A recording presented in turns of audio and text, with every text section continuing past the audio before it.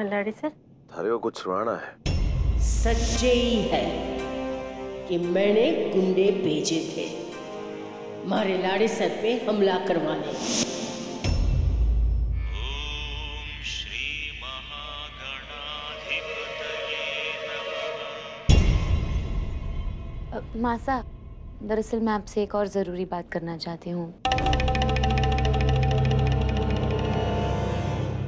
मैं चाहती हूँ कि आप खुद इनसे ये बात कहें और खुद अपने मुंह से सब सच बताएं। इनकी देखभाल मैं ही कर रही हूँ ना, दवाई, खाना पीना, मलहम पट्टी, और बचपन से आप ही करते आए हो इनके लिए सब कुछ, और अचानक से ही अब सब कुछ मैं कर रही हूँ, तो मुझे लगता है इन्हें थोड़ा अजीब लग रहा है। आपकी हर बात मानते हैं ना ये, तो आप ही खुद इन्हें कहिए ना कि आपको कोई एतराज नहीं अगर मैं करूं ये सब। आप कहेंगी ना मासा?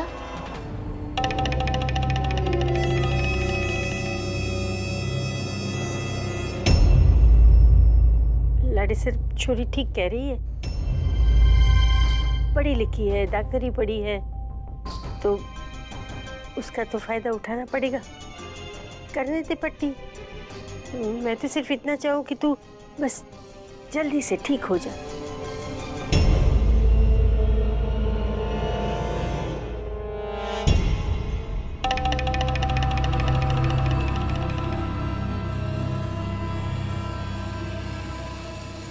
इतना डर अगर आपको अपने बेटे को आघात करने से पहले होता मासा, तो आज इनकी ये हालत ना होती।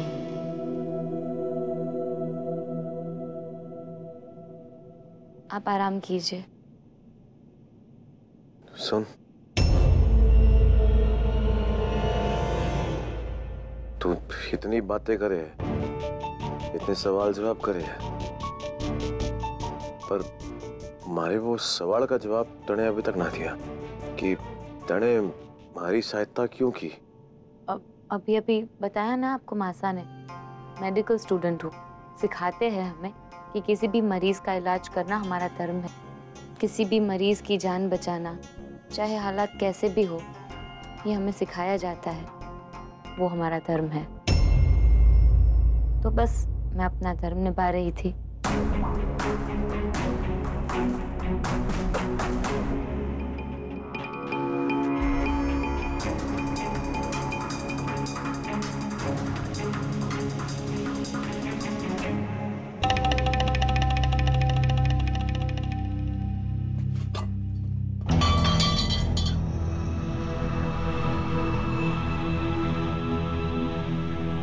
छोरी,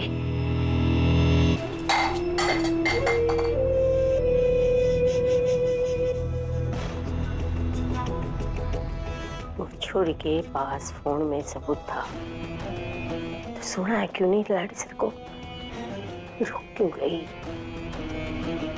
ये तो मौका था उसके पास मारे को गलत साबित करने का, मारे को हराने का। जी तो वो चाहे, तो फिर रुक क्यों गई?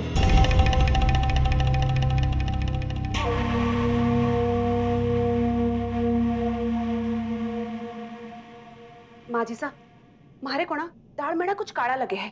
देखो ना कितने तेवर दिखा रही है आजकल थारे सामने।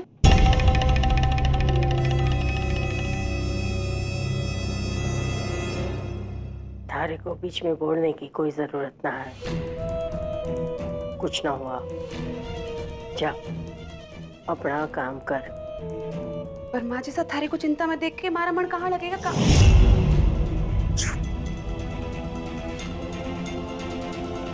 चढ़े पे नमक ना छिड़क उर्मी, यहाँ से दफा हो। जी माँ जी सा, जैसो थारो आदेश।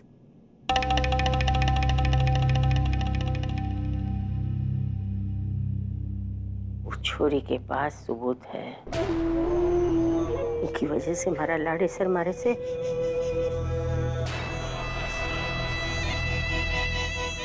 हाँ, जी मैं होने न दूंगी। कुछ तो करना पड़ेगा। ठीक करूं समझ में ना आवे।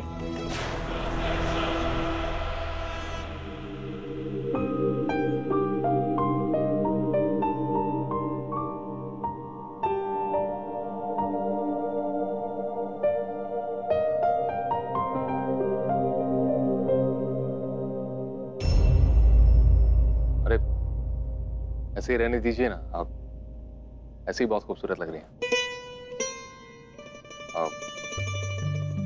चलिए इसी बात पे आपके लिए अंग्रेजी का एक और नया शब्द, ब्यूटीफुल मतलब खूबसूरत।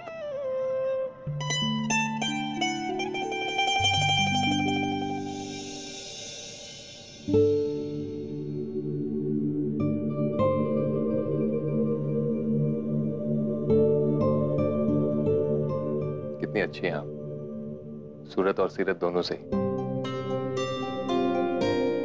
किस्मत वालों को ही आप जैसी जीवन संगिनी मिल सकती है। लेकिन मुकुंद भाई साहब घर छोड़कर क्यों चले गए? आपके चेहरे पर खुशी देखनी है तो उनका पता लगाना ही होगा। वादा किया है आपसे, पूरा करना होगा।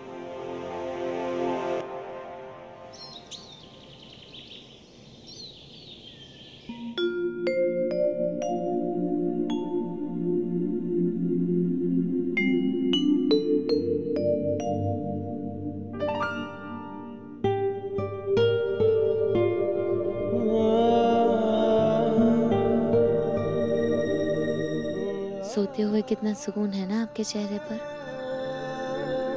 कौन कहेगा कि दिन में आप गुस्से वाले और अकड़ू बन जाते हैं।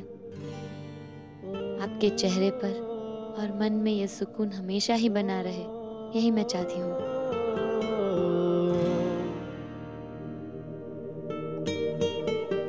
सच्चे ही है कि मैंने गुंडे भेजे थे मारे लाड़े सर पे हमला करवाने। जिस सच से आपके जीवन में परेशानियां और तकलीफें बढ़ जाएगी, क्या वो सच मुझे आपको बता देना चाहिए या छिपाना चाहिए? कैसे कहूँ आपसे कि जिस मासा पे आप जान छिड़कते हैं वो ही आपकी परेशानियों की वजह है।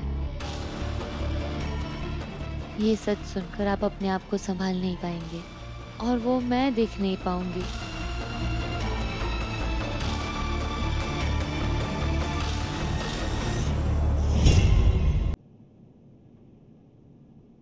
आपको ऐसे चैन से सोते देख मुझे क्यों सुकून मिल रहा है?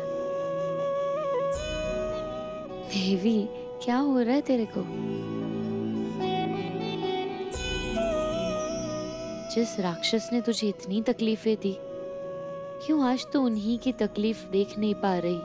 तकलीफ के बारे में सोचकर ही तुझे आह सी हो जाती है दिल में।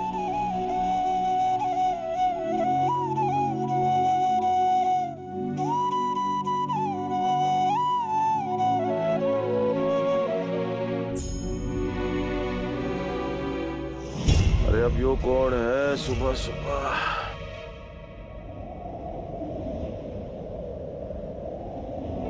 मोह साजन तूरे काहे छले,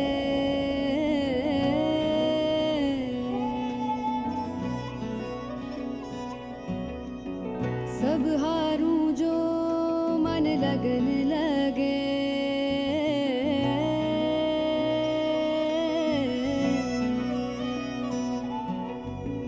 तुझसे जुड़ी है प्रीत मोरी, अब बंदनी नहीं मैं तेरी संगनी पिया। रंग रंग जाऊं जी तेरे ही मैं, हो जीत गई तो पिया।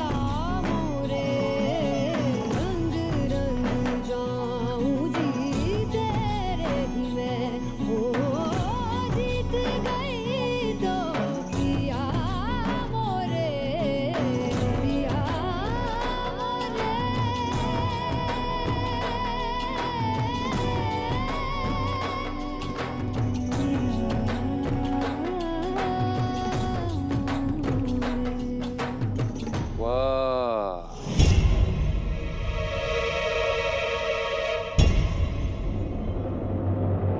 यार आम आदमी की शुरुआत तो अक्सर चाय कॉफी से होती है, ये रजावत फैमिली में सीधा रोमांस से ही।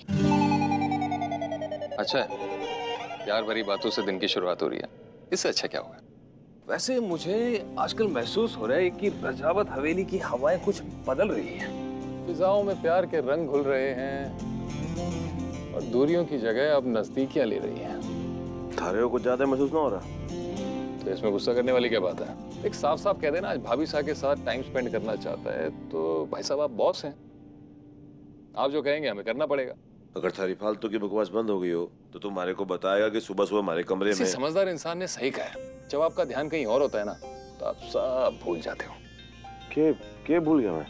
भाई साहब, आपने सबको बुलाकर कहा था कि अगले कुछ दिनों के लिए दफ्तर का सारा काम घर से ही होगा, कहा था या नहीं कहा था? मेरे दिमाग से निकल गई। कोई नहीं, तो आराम से आ जा नीचे, सब लोग आ गए। हाँ तो उनको आराम की जरूरत है और वो कहीं नहीं जाएंगे, नीचे पीछे बिल्कुल नहीं जाएंगे। यार ये तो केस ही उल्टा हो गया, अभी तो दलील पेश भी नहीं की थी और जज साहिबा ने केस ही रद्द कर दिया। मैं तो बस यही कह रही थी। अरे चलिए कोई नहीं, आप अपनी सुलह कर लीजिए, जो भी आपकी ये नोक-झोंक चल रही थी जारी रखिए, बता दीजिए हम नीचे हैं, संभाल रहे हैं सारा काम, आप भी संभालिए।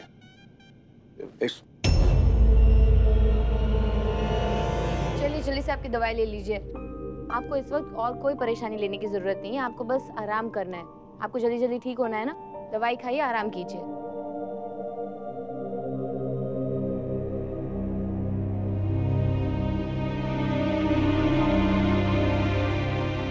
एक कप चाय हमें भी मिलेगी? अरे शरद जी आप इतनी सवेरे सवेरे यहाँ? जी दरअसल वो थोड़ा ऑफिस का काम था तो सोचा दिन की शुरुआत आपके हाथ से बनी हुई चाय से करूं। आप भी ना हमारे से मजाक करो। लीजिए, अब इसमें मजाक कैसा, अब बनाती इतनी अच्छी चाय है। लीजिए चाय पीजिए। अरे वाह, ये चूड़ियां तो काफी सूट कर रही हैं आपको। मेरा मतलब काफी अच्छी लग रही है आपकी कलाइयों में।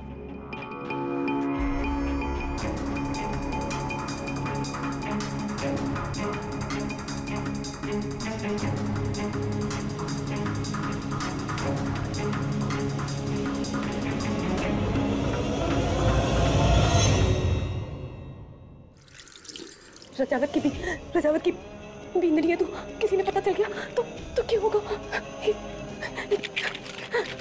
ये ना हो सका, ये एहसास ये क्यों हो रहा है मेरे साथ? ये ना हो सका।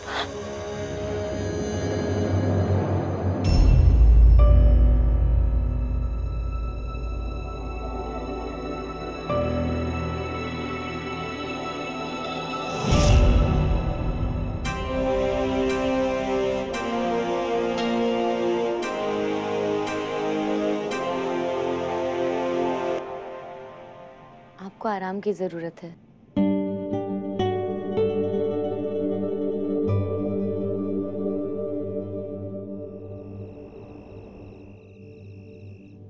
लीजिए।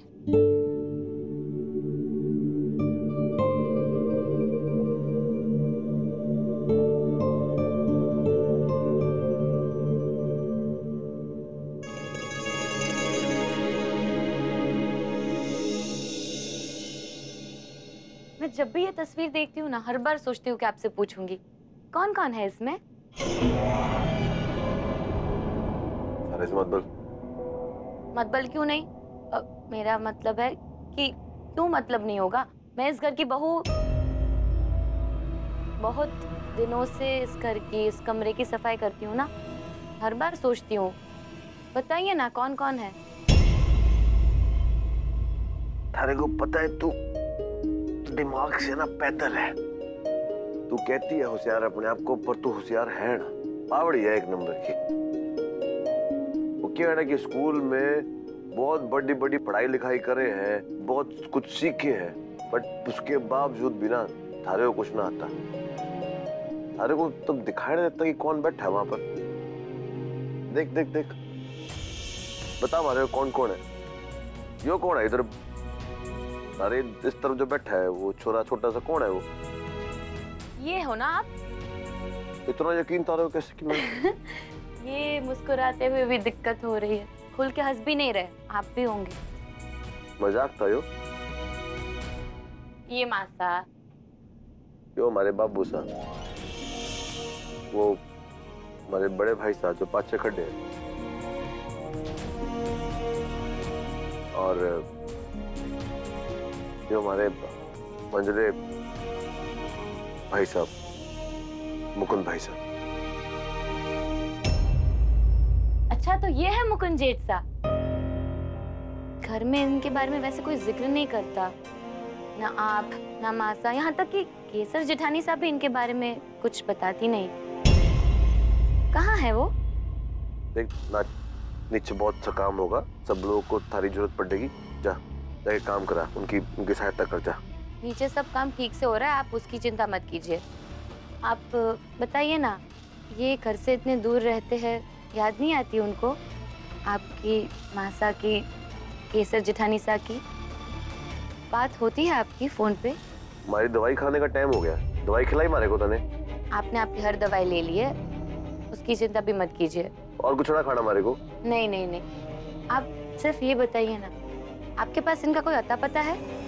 होगा ही ना। दिवाली पे भी ये घर नहीं आए और फोन तक नहीं किया, कुछ हुआ था? देखो अपने ये सवाल जवाब खेलना बंद करते, बहुत हो गया। हमारे को कोई जवाब नहीं देना था, अब जा यहाँ से दूर।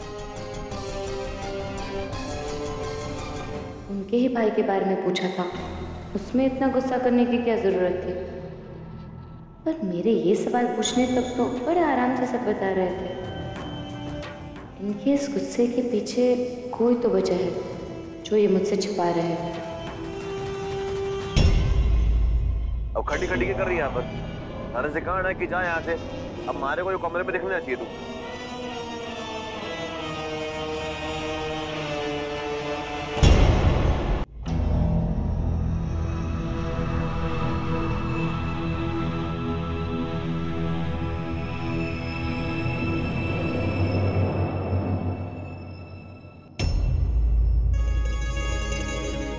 जेठानी सा, क्या हुआ? आप इस तरह अपने बोले को क्यों देख रही थी? कुछ हुआ है? कहीं मासा ने कुछ? ना ना, ऐसी कोई बात ही ना है।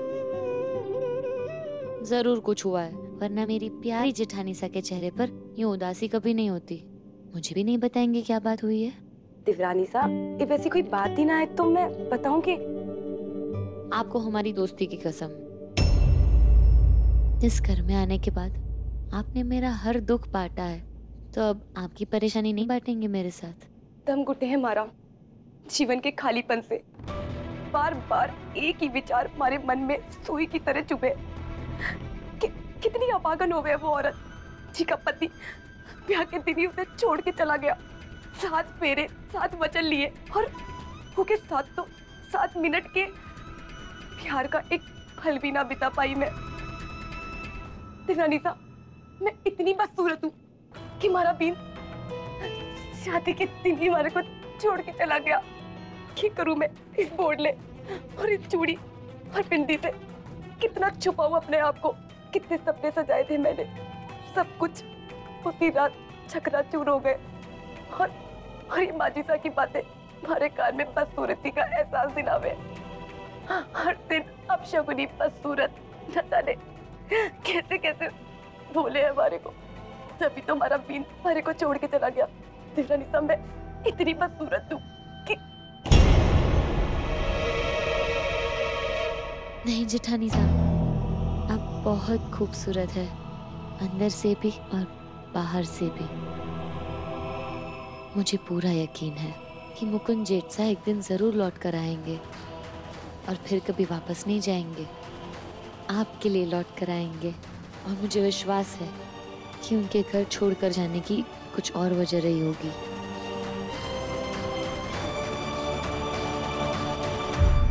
शायद जरूर कोई वजह ही तो होगी। ठीक है देवरानी साहब, मैं रसोई घर में जाऊँ, बहुत सारा काम है हमारे को। मुकुंद भाईसा के सिर्फ जिक्र से ही पहले अधिराज नाराज हो गए और अब जेठानी सा। यूं अचानक घर छोड़ने की वजह तो कुछ और ही लगती है मुझे। मुझे पता लगाना ही होगा।